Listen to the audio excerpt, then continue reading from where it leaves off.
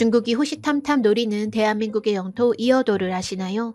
이어도는 마라도 서남쪽 149km, 중국 서산다오에서 287km가량 떨어진 지점에 위치해 있는 수중암초인데요. 평균 수심 50m, 길이는 남북으로 1800m, 동서로 1400m이며 면적은 11만 3천 평 규모로 4개의 봉우리를 가지고 있습니다. 하지만 최고봉이 수중 4.6m 아래로 잠겨 있어 10m 이상의 파도가 치지 않는 이상 육안으로는 좀처럼 보기 힘든 상황인데요. 이 때문에 제주도 전설에서는 이어도가 어부들이 죽으면 가는 환상의 섬, 즉 상상 속의 섬으로 전해지고 있으며 문학작품 속에서도 자주 등장하고 있습니다. 이런 이어도가 1900년 영국 상선 소코트라호에서 처음으로 수중 암초임을 확인한 후 국제해도의 소코트라 로그로 표기된 바 있는데요. 이후 1984년 제주대학팀의 조사에 의해 바닷속 암초섬의 실체가 확인됐습니다. 이어도 인근 수역은 조기, 민어, 갈치 등 다양한 어종이 서식하는 황금어장이며 중국 동남아 및 유럽으로 항해하는 주 항로가 인근을 통과하는 등 지정학적으로도 매우 중요한 해역입니다. 해양수산부는 해양연구, 기상관측, 어업활동 등을 위한 이어도 해양과학기지 설치를 목표로 1995년부터 해저 지형 파악과 조류 관측 등 현장 조사를 실시했고 이후 2001년 공사가 착수되었으며 2003년 6월 완공되었습니다. 이어도의 해양과학기지는 최첨단 관측 장비를 통해 해양 기상 관련 자료를 수집하며 해경의 수색 및 군안 기지로도 활용되고 있는데요. 우리나라는 1951년 국토규명 사업의 일환으로 이어도 탐사를 진행했고 이후 대한민국 영토 이어도라고 새긴 동판 표지를 가라앉혔습니다. 그리고 1970년에는 이어도 해역을 제7광구로 지정한 해저광물자원 개발법을 제정하였고 1987년 해운항만청이 이어도 최초의 구조물인 이어도 부표를 띄우고 국제적으로 공표하였으며 2003년에는 이어도의 해양과학기지를 건설하였습니다. 그러나 중국은 1990년대 이후 이어도가 자국의 수역 내에 있다는 주장을 펴면서 우리나라와 마찰을 빚고 있는데요. 중국이 이러는 이유는 이어도 해저에 천연가스나 원유가 상당히 많은 양이 매장되어 있다고 판단하기 때문입니다. 한국과 중국은 1996년부터 배타적 경제수역 경계 획정 협상을 벌이고 있지만 아직 경계선을 정하지 못한 상태이고 2001년 6월 30일 정식 발효된 한중어업협정에서는 이어도 해역을 한중어선이 공동으로 조업하는 공동수역으로 설정했습니다. 2006년에는 양국이 이어도가 수중 암초로 섬이 아닌 만큼 영토 분쟁의 대상이 아니라는 데 합의했는데요. 그러나 중국은 이어도에 한국이 해양과학기지를 설치한 것은 문제가 있다고 지속적으로 항의하는 것은 물론 2013년에는 이어도와 주변 배타적 경제수역 상공을 중국 방공 식별구역으로 선포하면서 논란을 일으켰습니다. 이런 상황에서 이어도와 관련한 뜻밖의 진실이 드러나 중국이 난리가 났는데요. 왜냐하면 현재 우리나라가 시료 지배하고 있는 이어도가 과거 화산 폭발로 생겨난 사실이 암석 분석을 통해 처음 확인됐기 때문입니다. 따라서 해양수산부 국립해양조사원은 제주도와 이어도 두 지역 간 지질학적 연관성을 확인하기 위해 제주도 내 화산 퇴적층과의 유사성 연구가 진행될 예정이며 두 지역 간 연관성이 밝혀지면 우리나라의 이어도 영유권 주장을 강화할 강력한 증거가 된다고 전문가들이 전했습니다. 지난 28일 해양수산부 국립해양조사원은 지난해 이어도 주변 해역에 해저 퇴적물 조사에서 발견된 암석 조각을 분석한 결과 이어도가 과거 화산 폭발로 생겨난 화산체임이 밝혀졌다라고 전했는데요. 수심 약 56m에서 채취된 이 암석 조각은 화산 분출물이 쌓여 굳어진 응회암으로 나타났고 층리 구조와 조개류가 서식한 흔적으로 추정되는 다수의 구멍이 관찰됐습니다. 조사원은 층리 구조는 화산이 분출할 때 화산재 등이 쌓여서 만들어진 퇴적층으로 이어도가 화산기원 암석층임을 보여주는 증거라고 설명했는데요. 이어도 구성 성분에 대한 연구는 이번이 처음이며 해양조사원과 한국해양대 장태수 교수 연구팀이 함께 수행했습니다. 연구팀은 암석 표면에 지름 10mm 내외의 구멍들 그리고 그 구멍을 만든 조개류 껍데기, 산호초 등이 발견됐고 이는 화산체 일부가 파식대지임을 보여준다라고 강조했는데요. 파식대지는 파도에 의한 침식작용으로 해안가에 생긴 평탄한 지형을 말합니다. 연구팀은 이를 통해 이어도가 과거 해수면이 낮아졌던 시기에 대기에 노출됐다가 다시 해수면이 높아지면서 해저 화산체로 남게 됐다고 분석했는데요. 조사원은 이번 연구를 바탕으로 올해 이어도와 제주도 간 지질학적 연관성 연구를 진행한다고 전했습니다. 조사원은 유사성이 확인되면 우리나라의 이어도 관할권을 뒷받침하는 강력한 증거로 활용할 수 있다고 기대했는데요. 이은일 해양조사원 해양과학조사연구실장은 제주도 한경면 수월봉과 서귀포시 송악산에도 화산 분출물이 쌓여 퇴적물이 형성된 흔적이 남아있다라며 이들과 이어도 암석의 연령, 광물 구성을 비교할 계획이라고 말했습니다. 이어도 영유권을 주장하고 있는 중국 인근 해역에서는 화산체가 나타났다는 기록이 전혀 없는 상황에서 제주도와 이어도가 유사성을 보일 경우 해양과학적인 측면에서 영토의 연관성, 확장성을 입증할 수 있을 것으로 판단됩니다. 여러분의 구독과 좋아요는 콘텐츠 제작에 큰 힘이 됩니다. 시청해주셔서 감사합니다. 이상 세상사였습니다.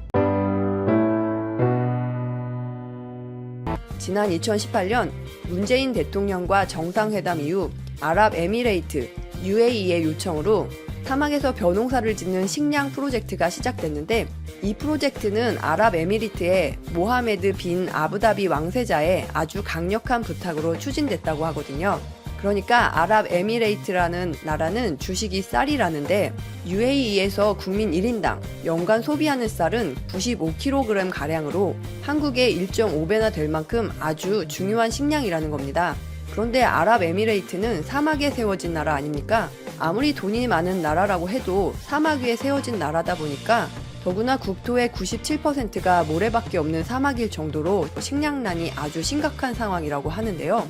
그래서 식량을 재배할 수 있는 토양이 얼마나 되냐면 고작 경작지가 3%, 그러니까 52,000헥타르가 안 되는 환경이니까 국민들이 밥을 먹으려면 주변에 있는 나라들, 인도나 파키스탄에서 쌀을 전량 수입해서 먹어야 되는 상황이라는 거죠.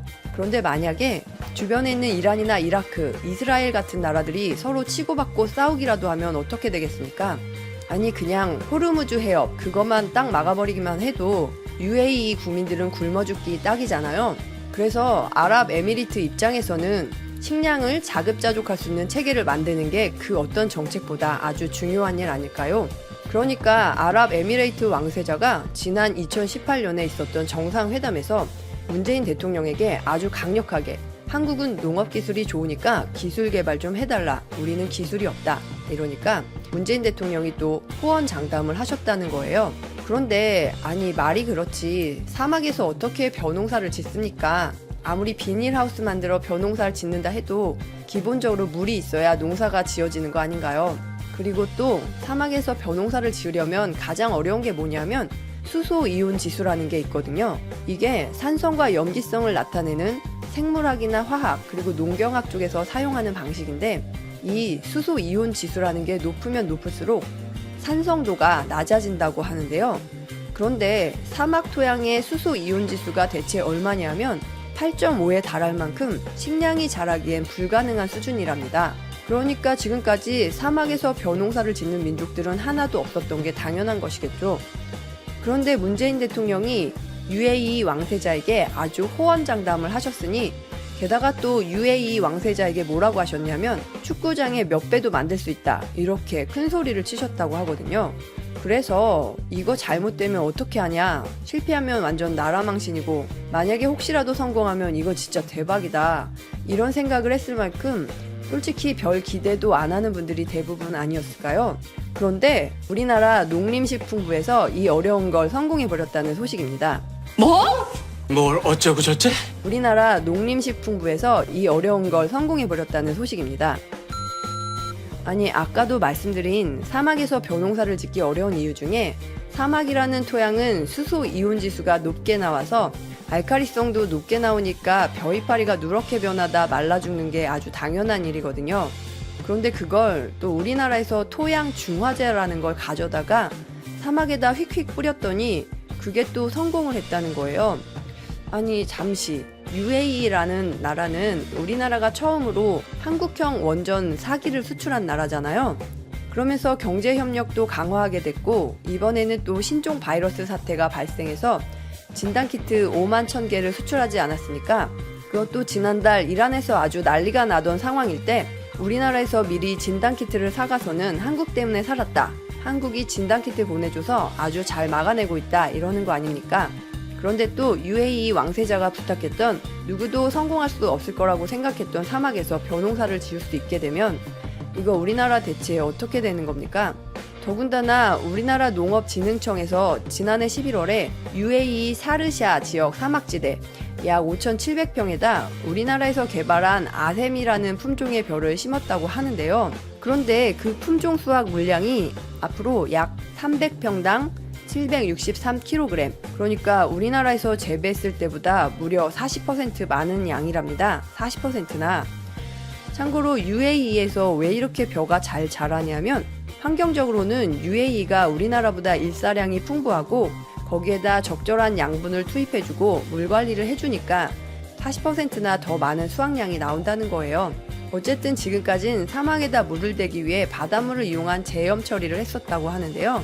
그래서 벼농사를 지을수록 손해가 나는 구조라 앞으로는 지하수를 활용하거나 파종 시기를 8월 말로 앞당겨서 벼농사가 끝나면 밭작물도 수확할 수 있도록 이런 방안들을 UAE 정부와 협의해서 추진하겠다고 하니까요. 이거 문재인 대통령 호언장담하시고는 잠도 못 주무시는 거 아닌가 싶었더니 참 우리 대한민국 사람들 정말 대단하다. 뭐 못하는 게 없는 민족 아닌가 이런 생각이 듭니다. 아니 일본이라는 나라에만 장인정신이 있습니까? 우리나라 장인정신, 한식이라는 음식부터가 다 장인정신이 깃든 음식이잖아요. 거기에다 거북선이나 한글이나 석굴암이나 이런 것만 봐도 일본 장인정신은 비교할래야 비교할 수 없는 거죠. 어쨌든 문재인 대통령 호언장담하신 거 성공은 했으니까 이제 발 뻗고 주무셔도 될 것 같다. 그럼 끝까지 들어주셔서 감사드리고 좋은 의견 있으시면 댓글 많이 남겨주세요. 감사합니다.